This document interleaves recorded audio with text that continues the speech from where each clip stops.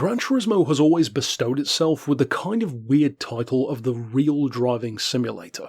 Not weird on the surface of things, but for those of us who actually play the games, it almost comes off as a joke, given how many things are just completely unrealistic, from specs to glitches to wall riding and everything in between. But overall, the game isn't immersion breaking to a bad degree, and you can still take it seriously enough to compare cars, have fun with them, and for some of us probably even develop favourite cars or dream cars from a very early age.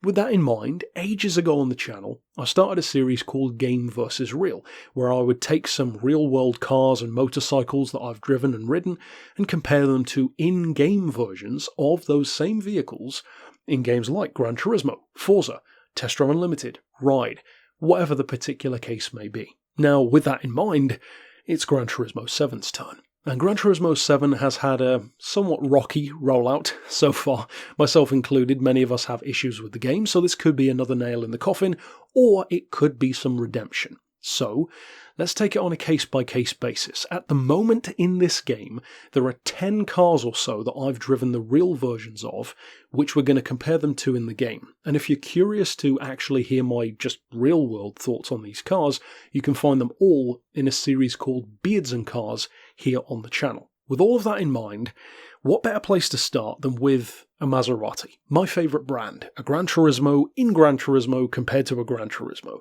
And you'll have to ignore the fact that in January of 2021, when I drove the Gran Turismo, I was a chungus compared to now. I was a good 80 or 100 pounds heavier then, but that's by the by. Now, the Gran Turismo is a great car to do a comparison with, because just like the Quattroporte, which I currently own, I've had 3 of them at this point and I absolutely love them, and the Gran Turismo, which was based on that platform, they have a very unique weight distribution in particular. Doesn't sound like that much of an interesting thing to talk about, but trust me, it makes a massive difference to how a car feels, especially in a vehicle that has the opposite engine location to where the weight is.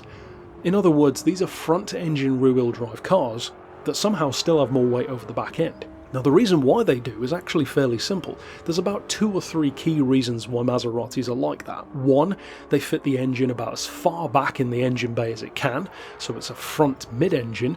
Secondly, in some cases, they add even more weight over the back end by having the transmission at the back, a transaxle, and in some cases again, such as the earlier, like 2005-ish Quattroportes, like the one I had first, they have dry sump lubrication, which further transfers the weight to the back. In the case of that car, I want to say it was something like a 47-53 in favour of the rear, which is highly unusual for a, 17-foot long 2-ton limo, but the Gran Turismo keeps that tradition alive. Now, there are 2 reasons why I'm bringing this up.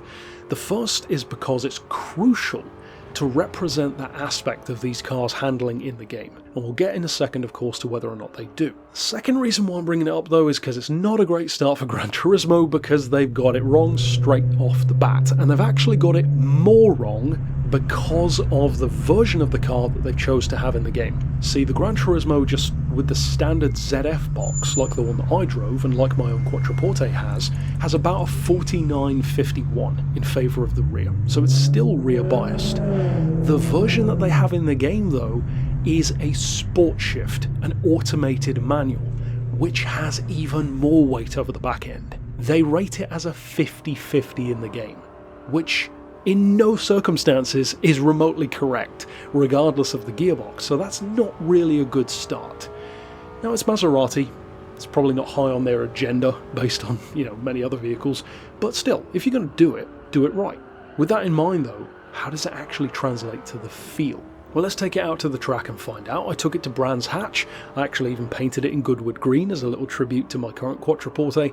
It's a mixed bag as far as this particular example. Some things they do reasonably well. I will say that there is nothing about the Gran Turismo in Gran Turismo 7 that is represented really, really well. There is nothing that stands out and grabs me, aside from, of course, the graphics, to really well represent what this vehicle feels like. One thing that they have translated reasonably well is the weight. The Gran Turismo is a heavy car, and the Quattroporte, of course, even more so. The QP is about 2 tons, this is about 1.8, and you do feel that weight for sure. Strangely though, you kind of feel it in the wrong way. It ends up being a car that feels quite heavy over the front end, almost like it's more of an all-wheel drive car, which just doesn't feel accurate. Whereas in real life, Maseratis actually feel lighter over the front the faster you go, which is one of the reasons why some people find them a bit leery to drive, because the front end can get a little bit loose as you bounce around from corner to corner, ducking, diving and weaving. It makes them beautiful when used correctly, and if you know it's going to handle like that, you'll have so much fun.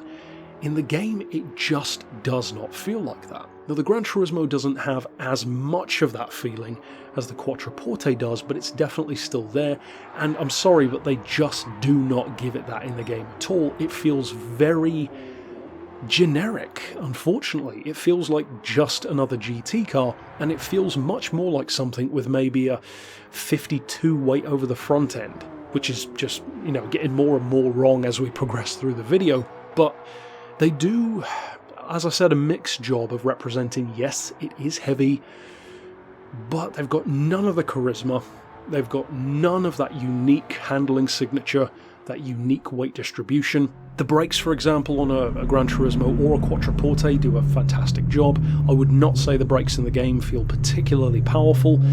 They actually completely miss one really important aspect, especially being a GranTurismo S in this particular form, and that is the savagery of acceleration that a Maserati gives you. Now, Maseratis are not designed to be the fastest thing around, but they are designed to be super charismatic, engaging and passionate. They're very much like Aston Martin and Alfa Romeo in that way. They're all about you having a great time.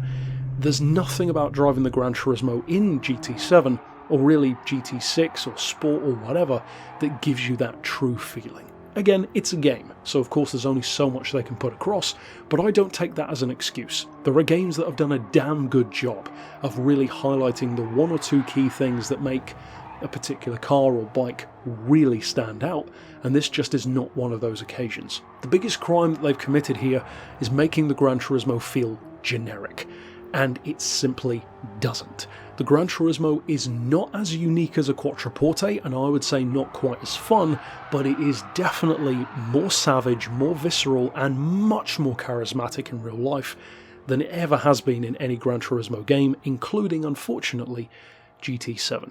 So if you have also, like myself, driven or maybe even owned a GranTurismo in real life, I would love to get your thoughts on how GranTurismo 7 compares. Maybe you even disagree with me. Tell me down below if you do, and of course, for those curious about my thoughts on the real car and how good they are in real life, of course you can find that car review here on the channel in Beards and Cars. But until next time, I'll see you then, and for now, as always, thanks for watching.